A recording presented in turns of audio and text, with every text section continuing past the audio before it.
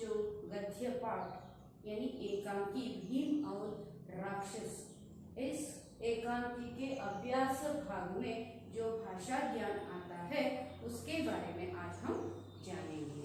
ठीक है छात्रों, पहली जो अवधि में मैंने क्या किया था, अभ्यास भाग के प्रश्नोत्तर और कुछ व्याकरण भाग को भी मैंने समझाया था। जो आगे का भाग है भाषा ज्ञान, भाषा ज्ञान में हम आज देखेंगे संबंध बोधक अव्यय।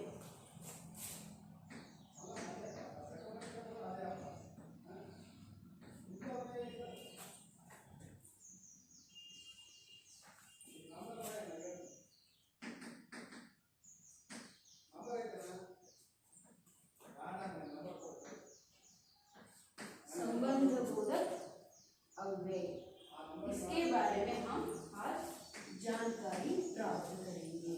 ठीक है, हम देखेंगे अभी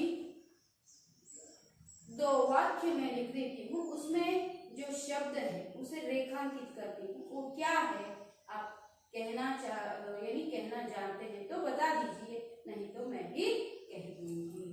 तो क्या है इधर, मकान के पास कुछ बोरे पड़े हैं, मकान के पास कुछ बोरे पड़े हैं।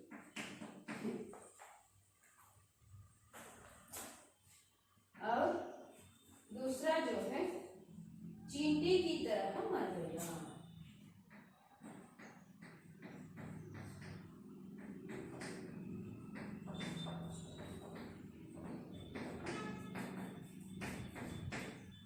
है ना, इसमें की तरह के पास दो शब्द है कि नहीं, तो हम इससे कह सकते हैं के पास और की तरह शब्द मकान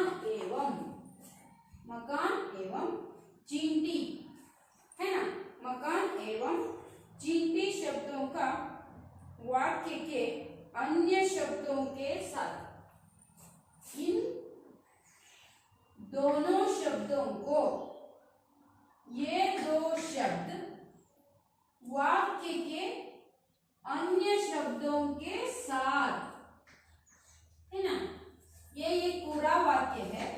ये रेखांकित शब्द जो है यह मकान और चींटी, इन दोनों शब्दों को वाक्य के कुछ और जो शब्द हैं, कुछ बार बोरे, उसके बाद पड़े, उसके बाद मर गया, इन शब्दों के साथ जोड़ते हैं।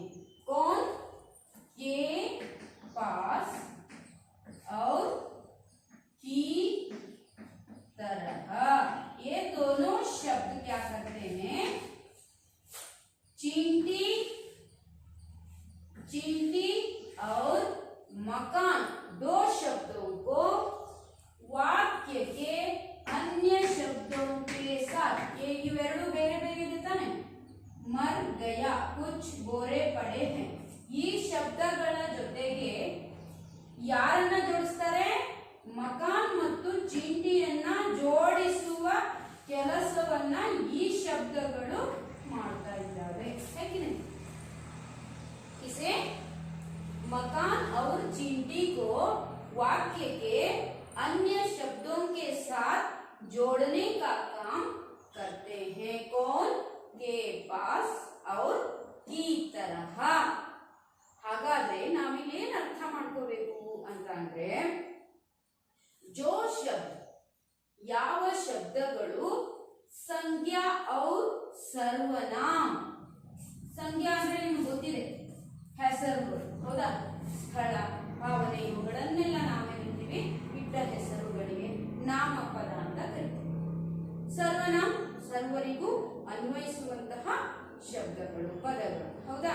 ಹಾಗಾದ್ರೆ ಈ ಸರ್ವನಾಮ ಮತ್ತು ನಾಮಪದದ ಜೊತೆಗೆ ವಾಕ್ಯದ ಇನ್ನುಳಿದ ಶಬ್ದಗಳನ್ನ ಹೊಂದಿಸಿ ಸಂಬಂಧವನ್ನ ಕಲ್ಪಿಸಿ ಕೊಡುವಂತಹ ಶಬ್ದಗಳನ್ನು यानी हिंदी में और एक बार मैं निदान रूप से जो समझाती हूँ सर्वनाम या संज्ञा शब्दों को यहाँ पर सर्वनाम नहीं है सिर्फ दोनों क्या है संज्ञा शब्द है उसके साथ वह यह भी मिल सकता है उन शब्दों को यानी सर्वनाम को या संज्ञा हो इन शब्दों को क्या करते हैं वाक्य के दूसरे शब्दों के साथ जो संबंध जोड़ते हैं उन शब्दों को हम संबंध बोधक अव्यय कहते हैं ಅರ್ಥ ಆಯ್ತಾ ಸಂಬಂಧ ಬೋಧಕಗಳು ಅಂತ ಯಾವುದನ್ನ ನಾವು ಕರಿತೀವಿ ಅಂತ ಹೇಳಿದ್ರೆ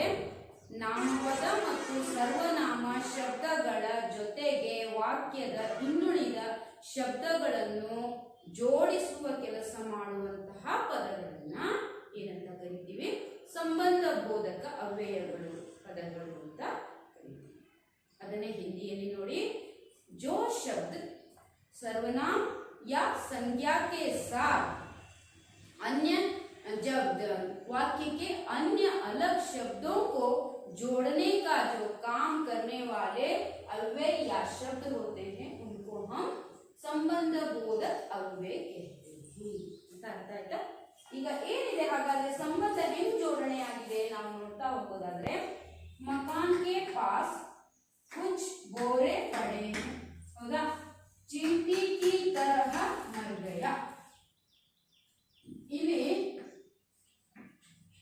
ಇರುವೆಯ ಹಾಗೆ ಸತ್ತ ಹೌದಾ ಇಲ್ಲೇನು ಯ ಹಾಗೆ ಯಾವುದರ ಹಾಗೆ ಇರುವೆಯ ಹಾಗೆ ಯಾರು ಇದನ್ನ ನಾವು ಸತ್ತ ಅನ್ನುವಂತ ಶಬ್ದಕ್ಕೆ ಜೋಡಣೆ ಮಾಡುವ ಸಂದರ್ಭದಲ್ಲಿ ಇದನ್ನ ಜೋಡಿಸಕ್ಕೆ ಒಂದು ಪದವನ್ನ ಬರೆದಿದ್ದೀವಿ ಅದೇ ಸಂಬಂಧ ಬೋಧಕ ಅರ್ಥ ಆಯ್ತಾ ಇರುವೆಗೂ ಮತ್ತು ಸತ್ತಿದ್ದಕ್ಕೂ ಸಂಬಂಧವನ್ನ ಕಲ್ಪಿಸ್ತಾ ಇದೆ ಯಾರು ಈ ಒಂದು ಶಬ್ದ ಹೇಗ್ ಸತ್ತ ಇರುವೆಯ ಹಾಗೆ ಸತ್ತ ಅರ್ಥ ಆಯ್ತಾ ಹಾಗಾಗಿ ನಮಗೆ ಗೊತ್ತಾಯ್ತು ವಾಕ್ಯದಲ್ಲಿ ನಾಮಪದ ಮತ್ತು ಸರ್ವನಾಮ ಶಬ್ದಗಳನ್ನ ವಾಕ್ಯದ ಇನ್ನುಳಿದ ಶಬ್ದಗಳ ಜೊತೆಗೆ ಜೋಡಿಸುವಂತ ಕೆಲಸವನ್ನ ಮಾಡುವ ಪದಗಳನ್ನು ಅಥವಾ ಅವ್ಯಯಗಳನ್ನು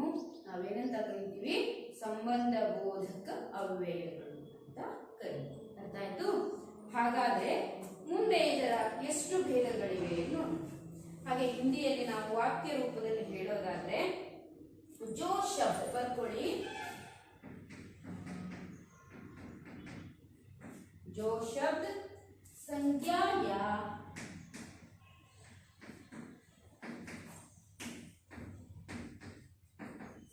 सर्वनाम शब्दों के साथ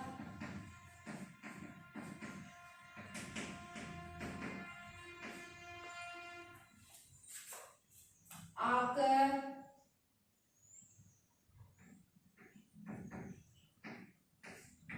उनका संबंध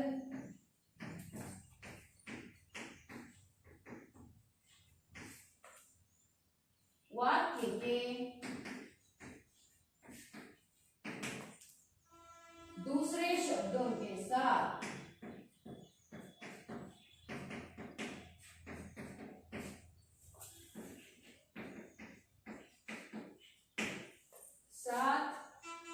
जोड़ते हैं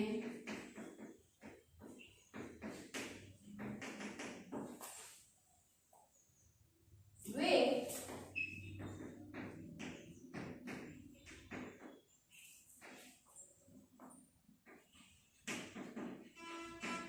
संबंध बोधक कहलाते हैं।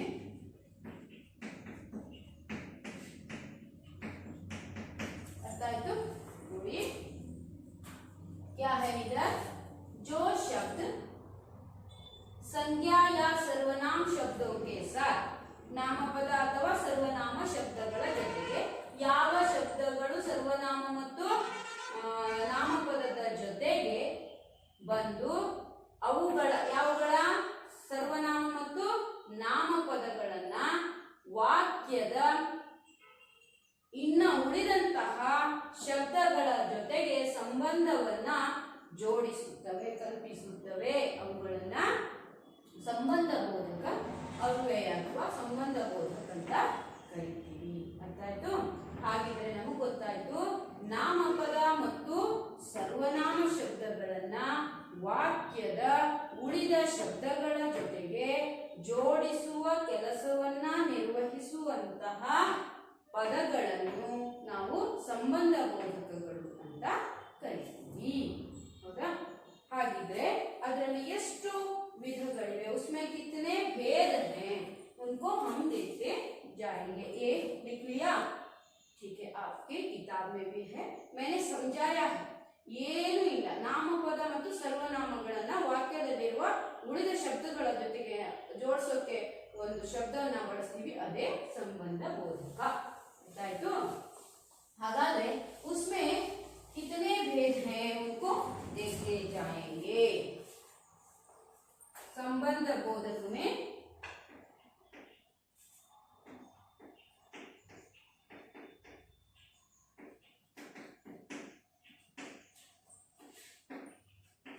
कितने अव्यय हैं?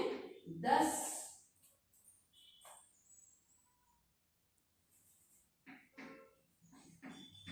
निम्नलिखित 10 भेद हैं. समझ में आया? तो पहला है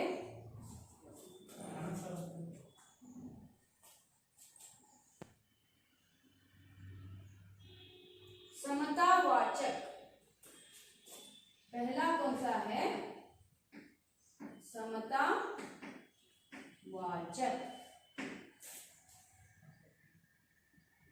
दूसरा कौन सा है? विरोधवाचक.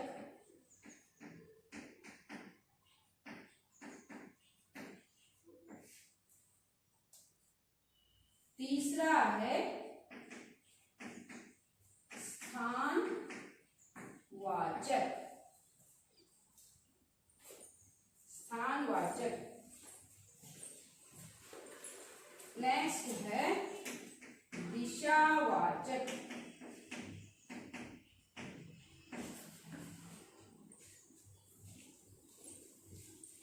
पांचवा है तुलनावाचक.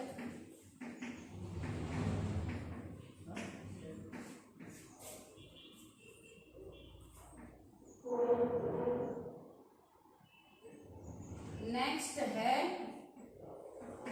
हेतुवाचक.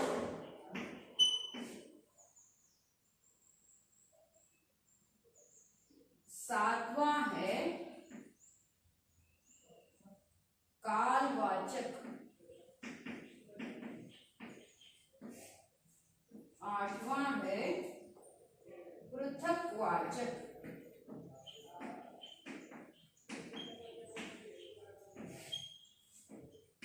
नौवा है साधनवाचक.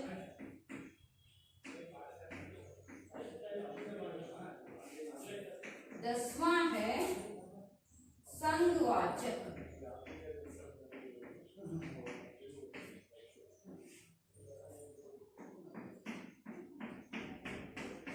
तो इसमें कौन कौन से पद या शब्द आ जाते हैं देखते जाएंगे.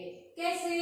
समतावाचक में कौन से, विरोधवाचक में कौन से, स्थानवाचक में कौन से, दिशावाचक में कौन से, तुलनावाचक में कौन से, हेतुवाचक में कौन से, कालवाचक में कौन से, पृथकवाचक में कौन से, और उसके साथ साथ साधनवाचक में कौन से. और 10वां भेद है संघवाचक. इन वाचकों के अंतर्गत कौन कौन से शब्द आ जाते हैं उनको हम देखेंगे. तो हम देखेंगे समतावाचक में कौन कौन से शब्द आ जाते हैं. पहले की भांति,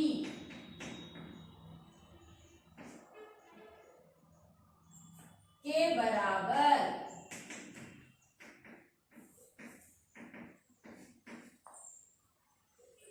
के समान,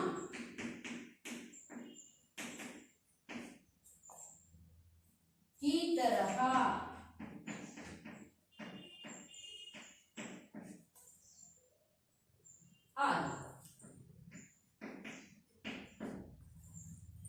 नेक्स्ट देखेंगे के विपरीत।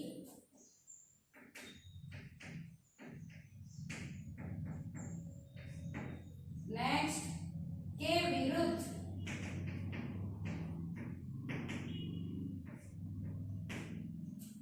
नेक्स्ट के खिलाफ।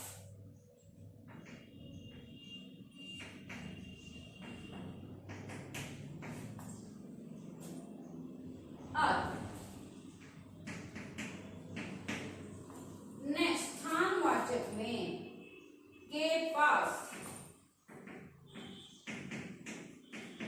के दूर, के नीचे,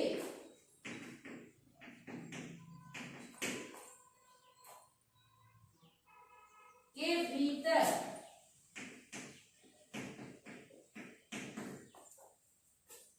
आदि। उसके बाद दिशावाचक की ओर,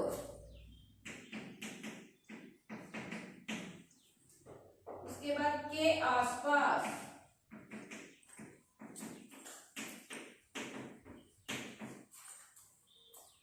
के सामने, उसके बाद तुलनावाचक में की तरह,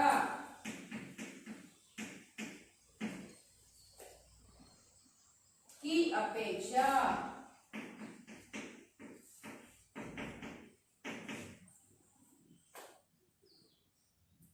नेक्स्ट हम देखेंगे हेतुवाचक में के कारण,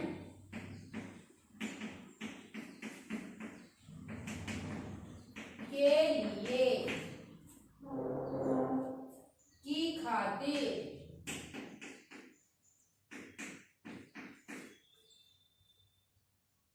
नेक्स्ट कालवाचक में से पहले, के बाद, नेक्स्ट के पश्चात,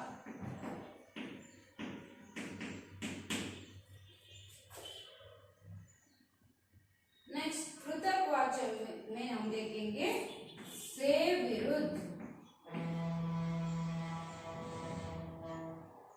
नहीं से अलग,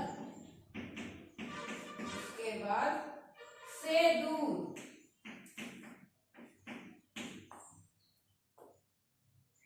से हटकर,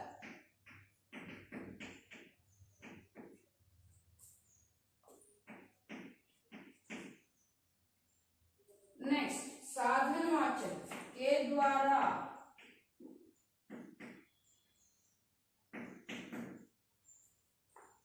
के माध्यम,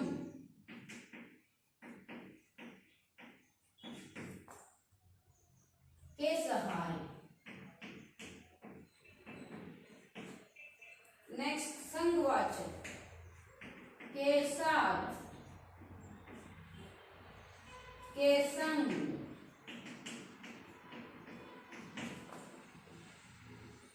समेत, आदि।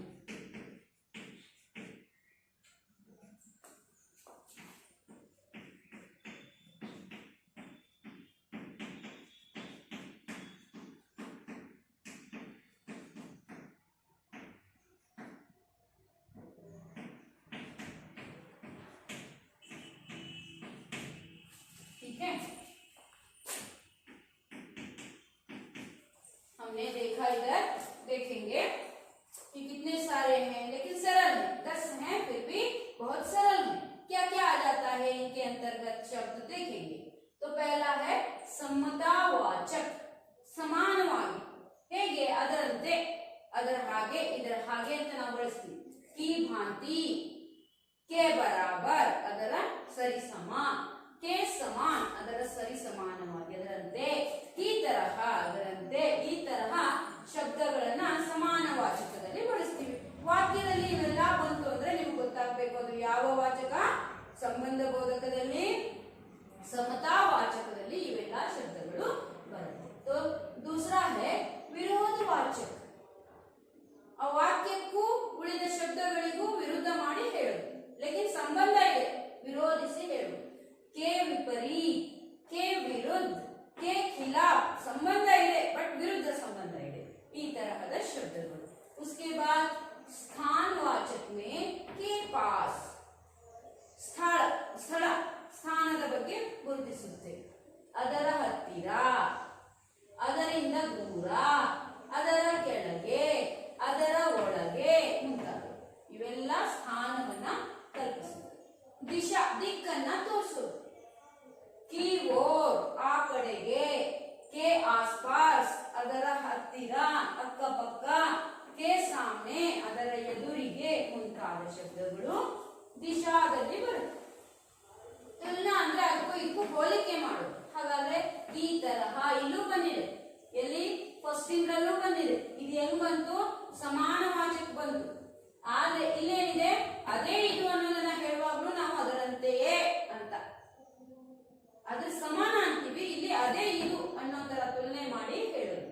ಹಾಗಾದ್ರೆ ಅದಕ್ಕೆ ನಾವೇನಂತೀವಿ? ತುಲನಾವಾಚಕ ಅಂತ ಹೇಳ್ತೀವಿ. की ಅಪೇಕ್ಷಾ, ಆಮೇಲೆ ಮುಂತಾದವು. उसके बाद हेतुवाचक, हेतु ಅಂದ್ರೆ ಕಾರಣ, ಮತ್ತೇನು ಅಲ್ಲ. के कारण, के लिए, ಅದಕ್ಕೋಸ್ಕರ, ಅದರ ಕಾರಣ, ಅದಕ್ಕಾಗಿ, ಅದರ ಸಲುವಾಗಿ. उसके खातिर, की खातिर ಅಂತ ನಾವು ಹೇಳ್ತೀವಿ.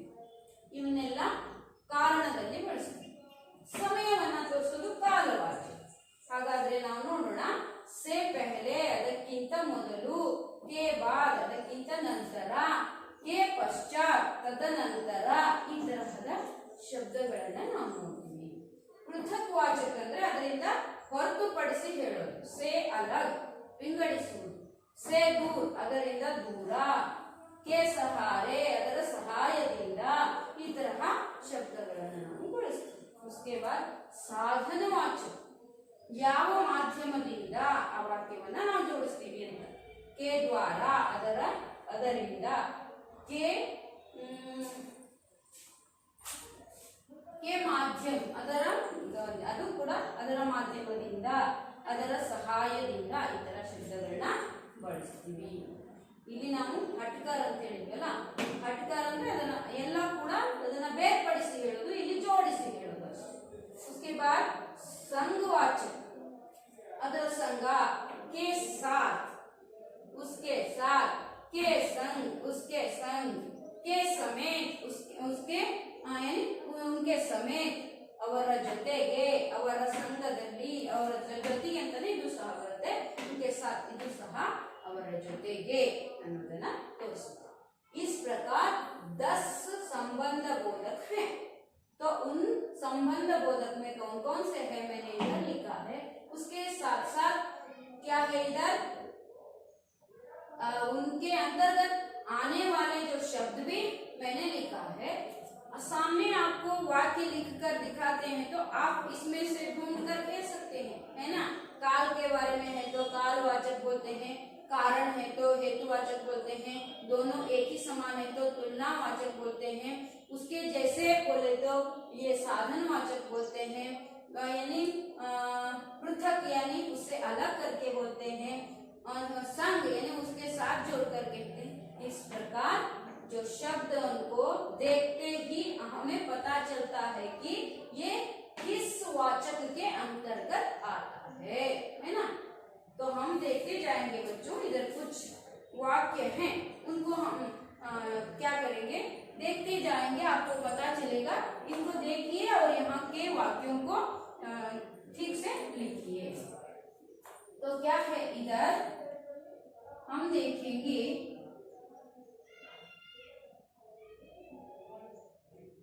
मुझे अंगूर की अपेक्षा खजूर पसंद है. एक वाक्य है, मुझे अंगूर की अपेक्षा खजूर पसंद है.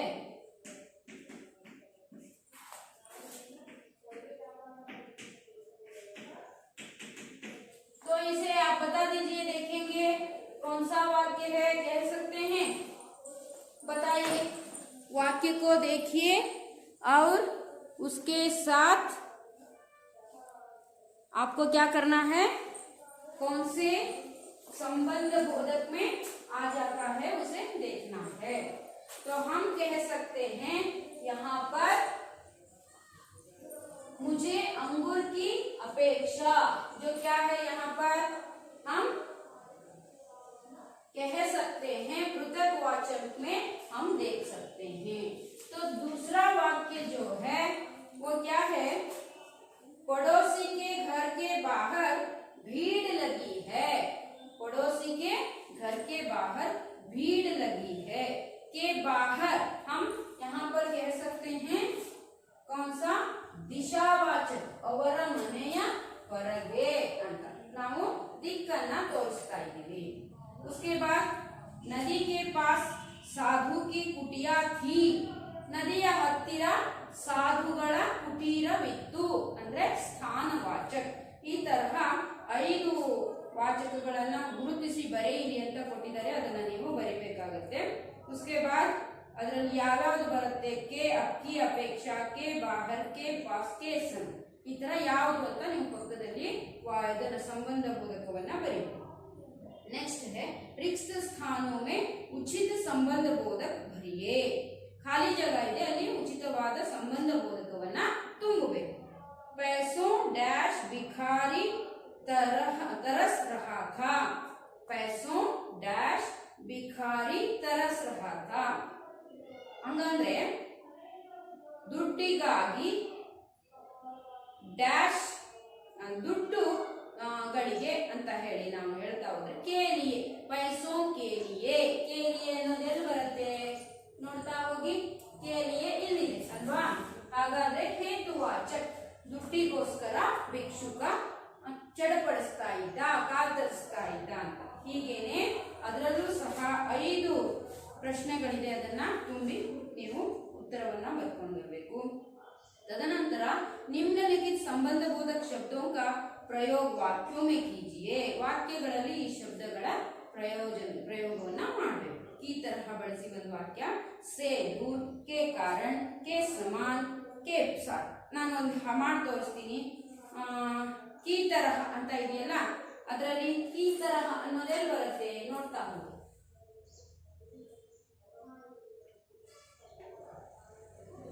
ಈ ತರಹ ಇಲ್ಲಿದೆ, ಹೌದಾ। ತುಲನಾದಲ್ಲಿ ನಾವು ಅದನ್ನ ನೋಡ್ತೀವಿ। ಹಾಗಾದ್ರೆ मुझे माधुरी की तरह डांस करना है। कैसे, माधुरी की तरह डांस करना है। ಹೇಗೆ ನಾವು ನೋಡಿ, ಈ ತರಹ ಅವಳ ಹಾಗೆ ಅಂತ ತಾನೆ। ಈ ತರಹ ವಾಕ್ಯಗಳನ್ನ 5 ಪದಗಳು ಕೊಟ್ಟಿದ್ದಾರೆ, ಅದನ್ನ ವಾಕ್ಯ ಮಾಡ್ಕೊಂಡು ಬರಬೇಕು। तदनंतर इन वाक्यों को पढ़कर संबंध बोधक शब्दों को रेखांकित कर भेदों के नाम लिखिए। ಅಲ್ಲಿ ಸಂಬಂಧ ಬೋಧಕಗಳಿಗೆ ಲೈನ್ ಅನ್ನ ಎಳೆದು ಅದು ಯಾವ ಸಂಬಂಧ ಬೋಧಕ ಅಂತ ಹೇಳಿ ಅದರ ಭೇದವನ್ನ ಬರಿಬೇಕಾಗುತ್ತೆ। ಒಂದು ಉದಾಹರಣೆ ಇದೆ, ರಾಧಾ अपने पिता के संग चल रही है। ಇದು ಸಂಘವಾಚಕ, ಹೌದಾ। ಹಾಗಾದ್ರೆ ಕೆ ಸಂಗ್ ಅನ್ನೋದಕ್ಕೆ ಅಂಡರ್ಲೈನ್ ಮಾಡಬೇಕು, ಸಂಘವಾಚಕ ಅಂತ ಬರೀಬೇಕು। ಹಾಗೆಯೇ 5 ಪ್ರಶ್ನೆಗಳಿವೆ ಮಕ್ಕಳೇ, ಅವನ್ನು ಸಹ ಸರಳವಾಗಿದ್ದಾವೆ ತುಂಬಾ। ನೀವು ಇದನ್ನ ಹುಡುಕಿದ್ರೆ ಸಾಕು, ಯಾವ ವಾಚಕ ಅಂತ ಗೊತ್ತಾಗುತ್ತೆ, ನಿಮ್ಗೆ ಬರೆದ್ರಾಯ್ತು ಅಷ್ಟೇ।